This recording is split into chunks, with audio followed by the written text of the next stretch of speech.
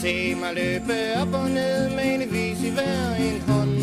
Jeg løber her på lidt fjed ved morgen klokken 5. Jeg bringer dem det sidste nyt fra en verden udenfor. Jeg sørger for det, jeg bliver snydt for det sidste fra i går. Jeg løber trappe op og ned ved morgen klokken 5. Bringer her, hvad vi ved, direkte hjem til dem.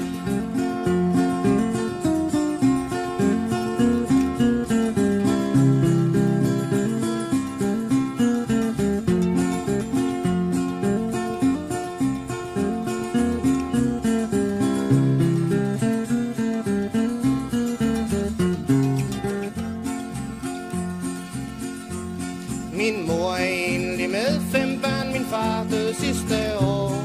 Han slog vist lidt for mig til Søren, han tog en ordentlig tår. De bryggede alle sammen mjød og drak det hver og en. Men kun min far fik nok og døde en morgen i sit hjem. Jeg løber trappe op og ned ved morgen klokken 5. Bringer her, hvad vi ved, direkte hjem til dem.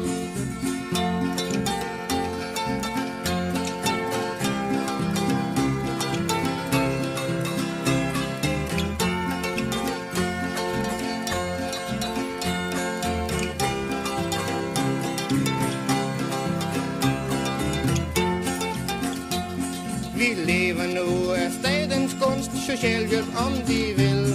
Og det må siges at være en kunst at få alt til at slå til. Min mor må hjælpes, kan de se, så de får visen hjem. Jeg løber trappe op og ned ved morgen klokken 5. Jeg løber trappe op og ned ved morgen klokken 5. Bringer her, hvad vi ved, direkte hjem til dem.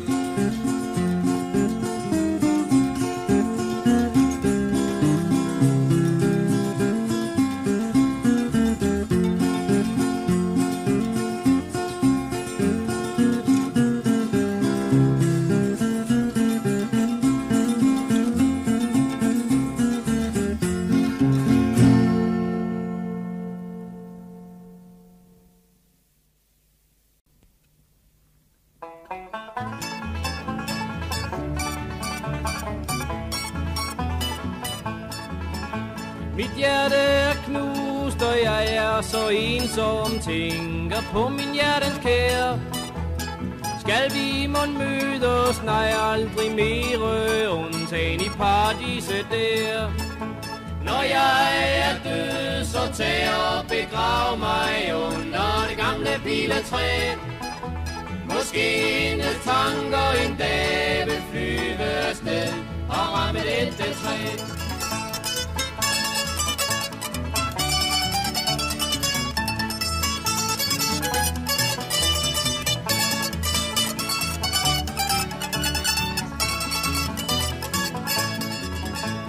Mange en nat, mens du lå og sov dybt, drømte om det søde liv. Lå jeg der, mens hjertet bristede og hørte på vindens sus og piv. Når jeg er død, så tag og begrav mig under det gamle piletræ. Måske hendes tanker en dag vil flyve afsted og ramme dette træ.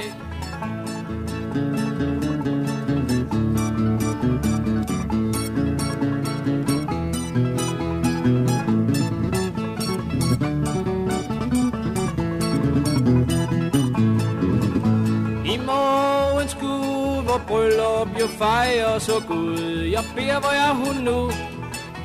Hun er væk, hun er stukket af med en anden end mig. Kunne hun ikke længere bo? Når jeg er død, så tag og begrav mig under det gamle piletræ. Måske hendes tanker en dag vil flyve afsted og ramme dette træ.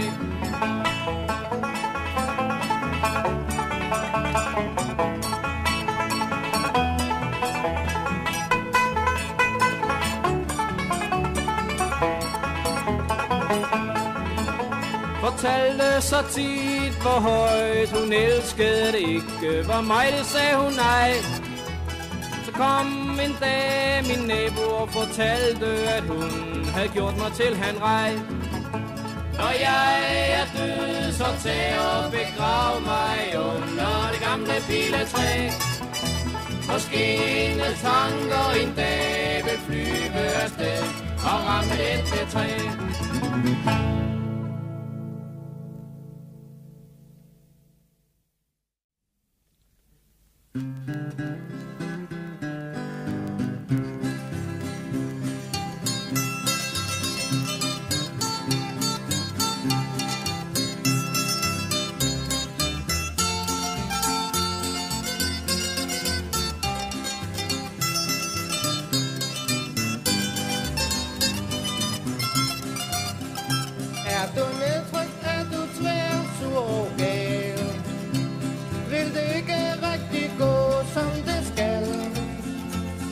Det hele lidt for svært. Synes du alting er forkert, så følg med her og glem al din kval.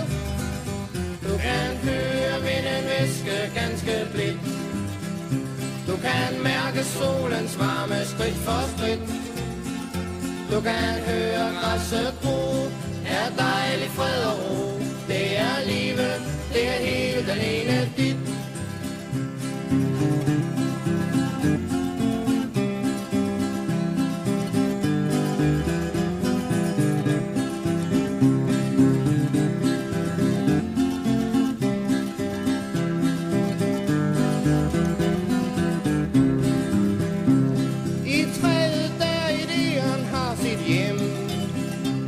Du kan se det sidde der til det frem. Og spætten hakker løs, der er jorden med sin tøs. Så sæt dig dog og tag og snak med dem. Du kan høre vinden hviske ganske blidt. Du kan mærke solens varme skridt for skridt. Du kan høre græsset gro, er dejlig fred og ro. Det er livet, det er helt alene dit.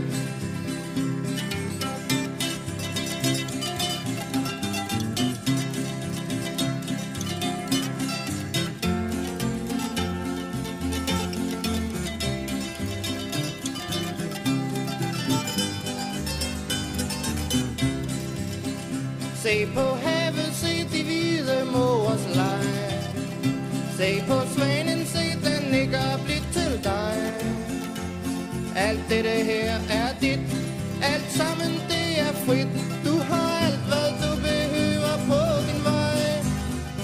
Du kan høre vinden hviske ganske blidt. Du kan mærke solens varme skridt for skridt. Du kan høre græsset gro, er dejlig fred og ro. Det er livet, det er helt alene dit.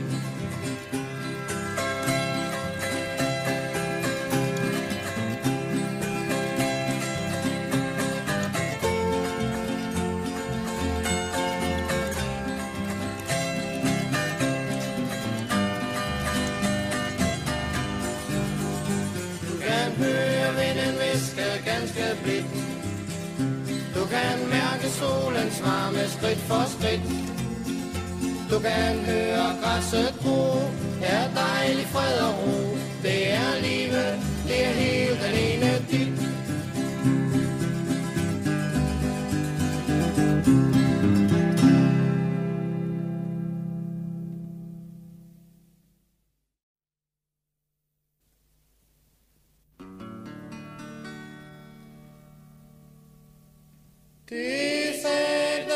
DZF-TV er djævelens påfund. DZF-TV, det kunne jeg flå. Grammofon og radio, det gør skam ikke spor. Mig synes vi elskede vildt til har været skønne kor. Men siden TV kom hertil har intet været som før. Hun blev besat af Bent Bertram, jeg ragede hende en fjer. Det sagde den TV, er djævelens påfund. Det sagde den TV, det kunne jeg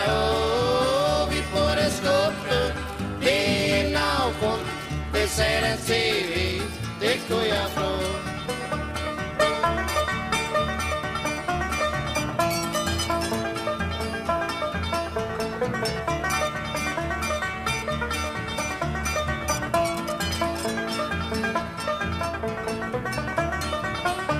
Dengang jeg havde radio og ikke så TV, der gik jeg til en fodboldkamp for at få den at se.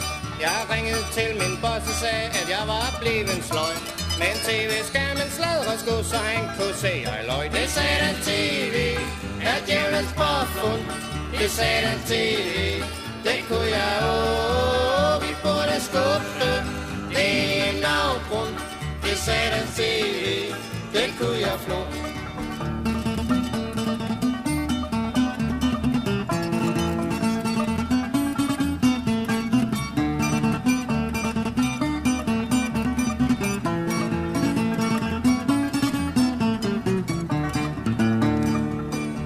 Jeg gik og så ham Tommy Box, min kone kom ikke med.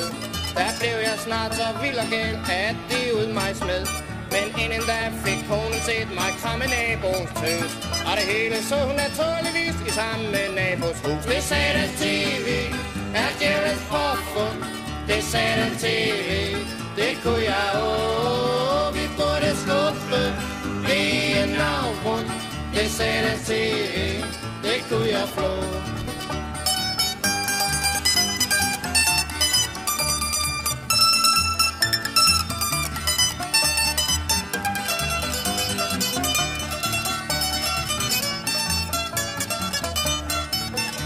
Jeg sang engang i radioen i alle tiders show.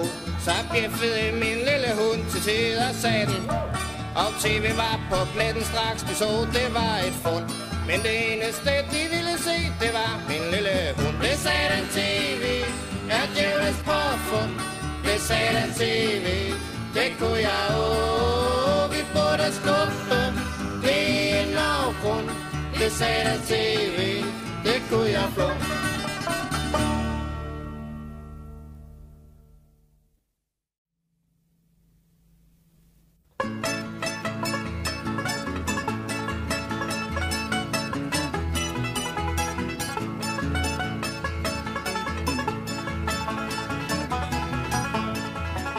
En dag i et kryds stod en rabbetjent og frøs. Han pegede på mig og råbte, kør! Jeg trådte på mit sæt, og der lød et huldrøn. Og så hang betjenten på min dør. Jeg sad, og så, den skriver om, hvordan det kan gå. Det er ikke det, at jeg er en lille smule fejl. Men hvorfor sker det altid for mig?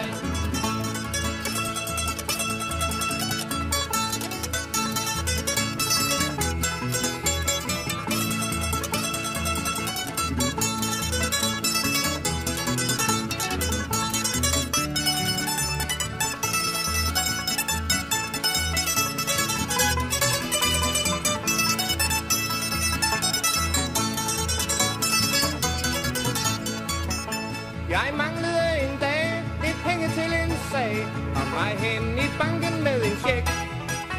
Men mens jeg stod og ventede, fik kasseren hurtigt hentet bestyren, mens han mumlede over træk.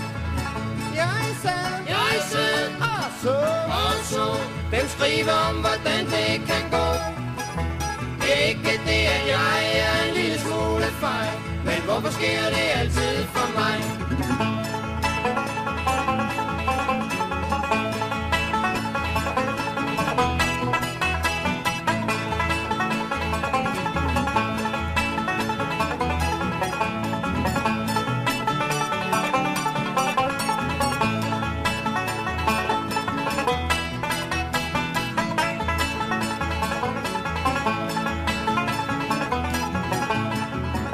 Der var engang en pige, som jeg ikke kunne lide. Det vil sige, det kunne jeg godt engang. Hun skulle altså fyres, men så kunne vi ikke dyres. Og så blev det i stedet brudesang. Jeg sad, og så, den synger om, hvordan det kan gå. Det er ikke det, at jeg er en lille smule fejl, men hvorfor sker det altid for mig?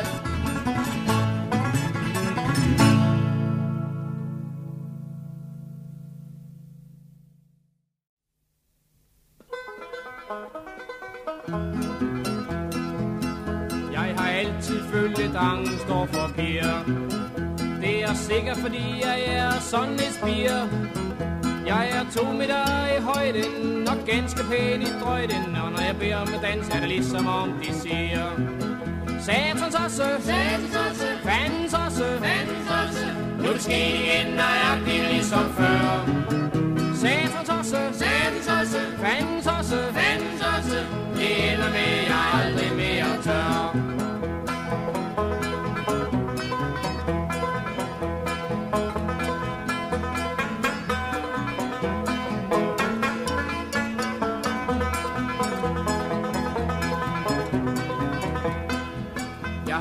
Bil, en af dem, der er for små, så den er lidt for kort til det gode.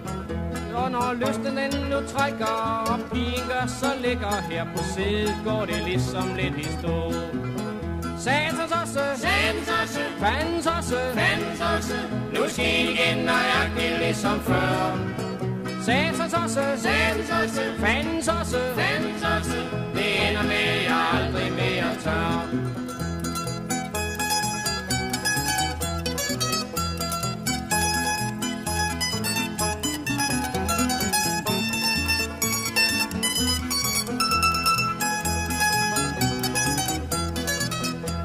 Forsøgt dem alle sammen efter tur, men man bliver hurtigt træt af al den kur.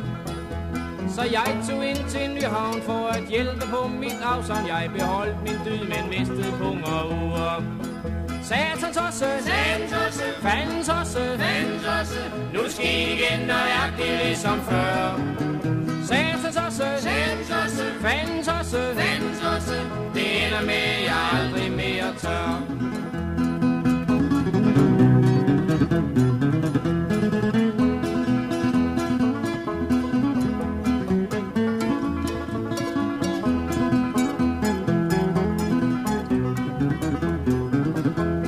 Vidst om jeg når det før jeg dør.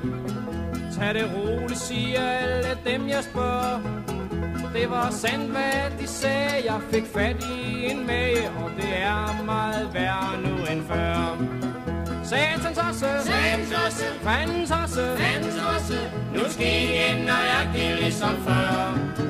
Satans osse, satans osse, fandens osse, fandens osse. Det ender med, jeg aldrig mere tør. Jeg aldrig tør.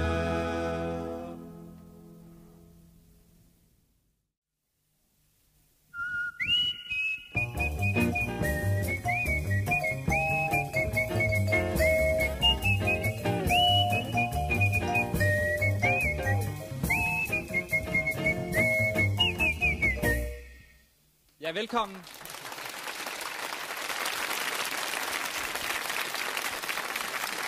Velkommen til Musikalske Venner. Vi indledte med en lille melodi, som Igor Stravinsky har skrevet. Det kunne de ikke høre her i første omgang. Jeg prøver lige at fløjte den en gang til.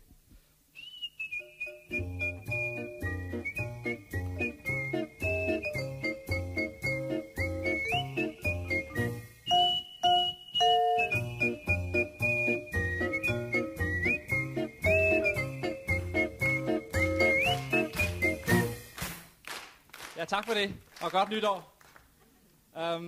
Den stammer fra balletten Petrushka, og når vi har taget den med, og når vi åbner med den denne gang, så er det fordi, det er sådan en sød enkel melodi, og det er netop det her program er fuld af denne gang.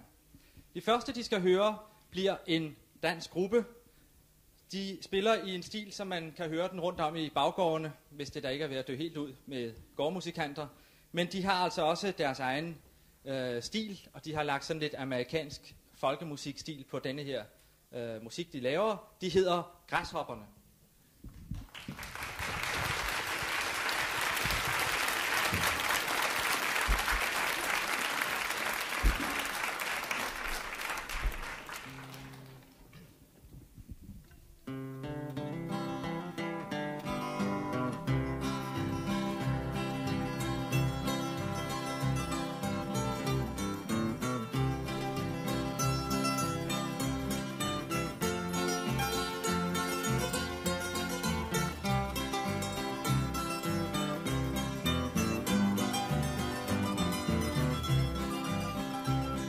det trygt, er du tvær, sur og gal. Vil det ikke rigtigt gå, som det skal? Er det hele lidt for svært? Synes du alting er forkert? Så følg med her og glem al din kvad. Du kan høre vinden viske ganske blidt. Du kan mærke solens varme skridt for skridt. Du kan høre græsset gro. Er dejligt fred og ro. Det er livet, det er helt alene dit.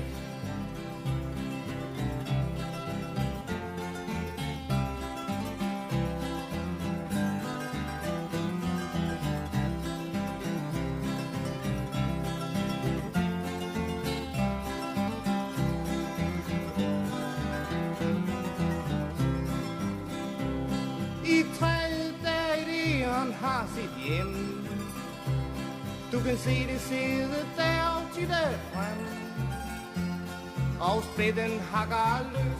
Der er jorden med sin tøs. Så sæt dig dog og tag og snak med dem. Du kan høre vinden viske ganske blidt. Du kan mærke solens varme skridt for skridt. Du kan høre græsset gro. Er dejlig fred og ro. Det er livet, det er helt alene dit.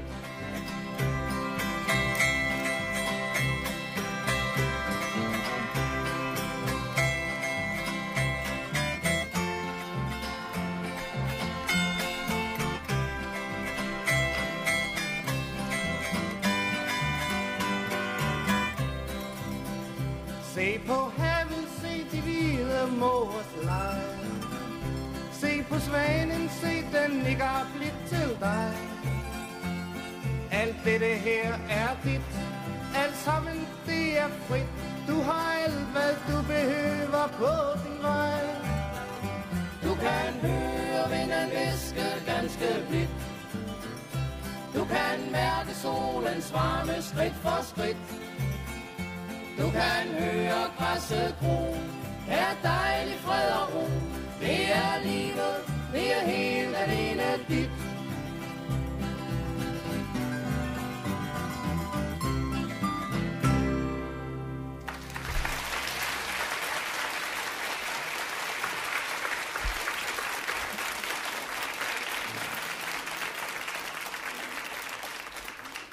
Teksterne til Græshoppernes repertoire er skrevet af Christian Tode, og de skal have en melodi til, og den hedder Tigger Blues, men den er på dansk.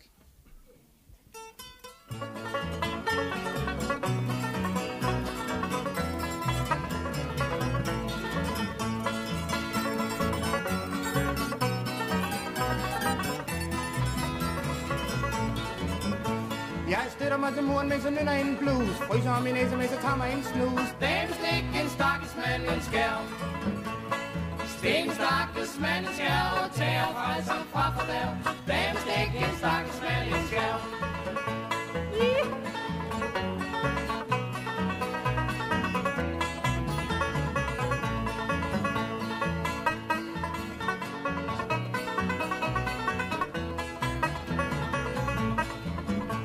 Jeg kender dig, du er hård og sej. Hvad der sker med mig, rager ikke dig. Damestik, en stakkels mand, en skærv. Sten, stakkels mand, en skærv, og tager frelsom fra fordærv. Damestik, en stakkels mand, en skærv.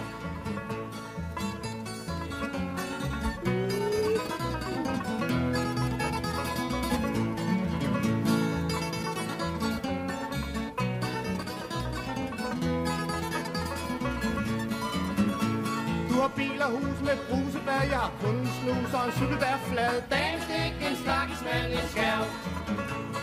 Sten, stakkels mand, en skærv, og tager frelsom fra fordærv. Damestik, en stakkels mand, en skærv.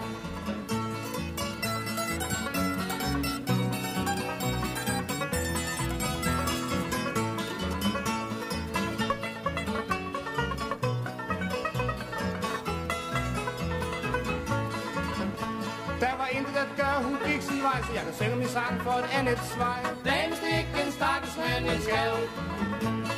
Sten, stakkels mand, en skærv, og tager frelsom fra fordærv. dække en stakkels mand en skærm.